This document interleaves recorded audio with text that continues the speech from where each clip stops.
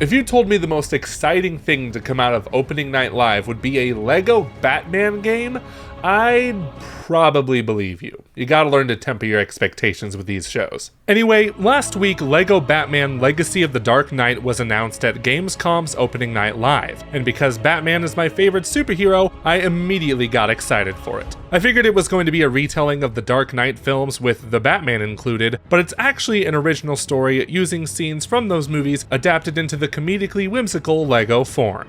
Let's get nuts. I'm allergic to nuts.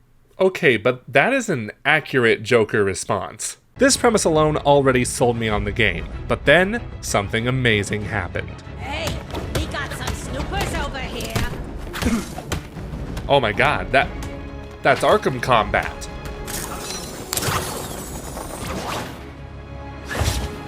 The grapple gun, it operates the same way as it does in the Arkham games. It's an open world Gotham. This is an Arkham game.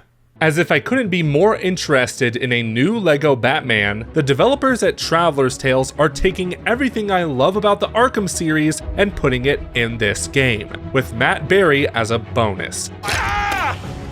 Who put that there?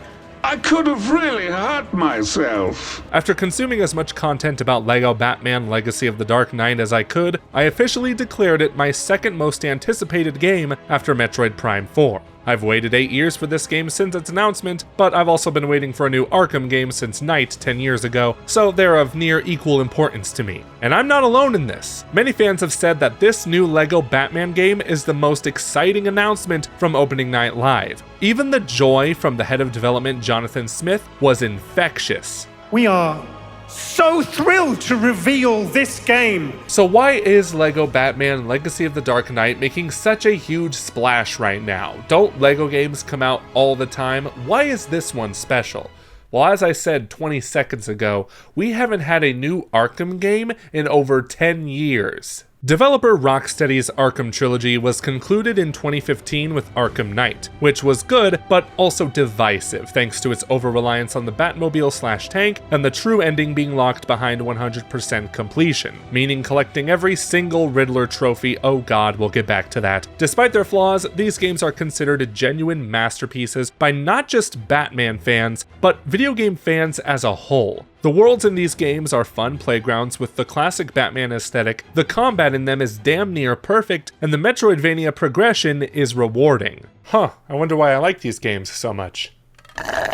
The only Arkham games we've gotten since Knight are remasters, re-releases, and 2 VR spin-offs, one of which, Arkham Shadow, is really freaking good, and you should play it if you have the means to. The closest we've gotten to Batman games are Gotham Knights, which was disappointing, and Suicide Squad Kill the Justice League, which was even more disappointing, as it was made by Rocksteady and was a continuation of the Arkhamverse. But it was an online shooter. Not exactly the genre we wanted in this series. So with all this in mind, it's no surprise that the reaction to the new LEGO Batman is widespread joy. It really seems, judging by the trailers and previews, that this is going to be the closest thing to a new Arkham game in a long time. And as exciting as that is, we gotta take a step back and remember that this is first and foremost a LEGO game. Not that there's anything wrong with that. To get a better idea on how this game will be structured, I watched IGN's 31-minute preview and an open world video from MK Ice and Fire, both of which tempered my expectations a bit. Not that I'm less excited or anything, but these previews showed how this would be a LEGO game first and an Arkham game second. As usual, there are studs everywhere to collect, broken pieces can be built to form something else, and there are other playable characters, like Jim Gordon, equipped with a glider so he can fall with style next to Batman. Though the movement options for both characters appear to be the same, they still have unique abilities, like Batman using his bat claw to pull objects toward him, and Gordon using his foam sprayer to plug up pipes. There will only be 7 playable characters in the game, which gives me relief, as I'm always overwhelmed at the number of characters in these LEGO games. I can't keep track of them all. Then there's the open world of Gotham City, which is reportedly bigger than the one in Arkham Knight. The size of these maps doesn't interest me as much as what we can do in them, and so far I've seen Wayne Tech Cache, of which I don't know the function of, AR training missions come back with racetracks as an example, and of course there are bad guys roaming around if you feel like beating them up, which with this combat system you're going to want to do all the time. In fact, let's look at the map to see what else is on here. Oh no, Riddler puzzles. If they're anything like the trophies in Arkham, completionists are going to have several mental breakdowns, as there were too many of these to find in every single game. And as I said earlier, the true ending to Arkham Knight was locked behind these things, so it's understandable why fans have PTSD hearing that something called Riddler puzzles will be in this game. I haven't come across any videos on what these puzzles entail, but if we're judging it by this map, it doesn't look like there will be an overwhelming amount.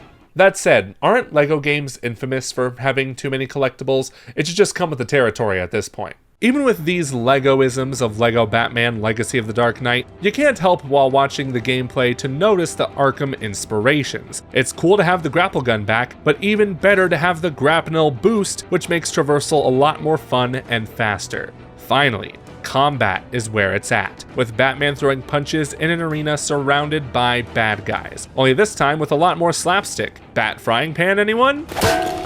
Now, because this game is geared towards kids, some elements had to be simplified, like takedowns being mapped to one button instead of two, which is reasonable. Either way, it still looks 95% similar to the combat system from the Arkham series. And you know what? I've seen enough. Take my money.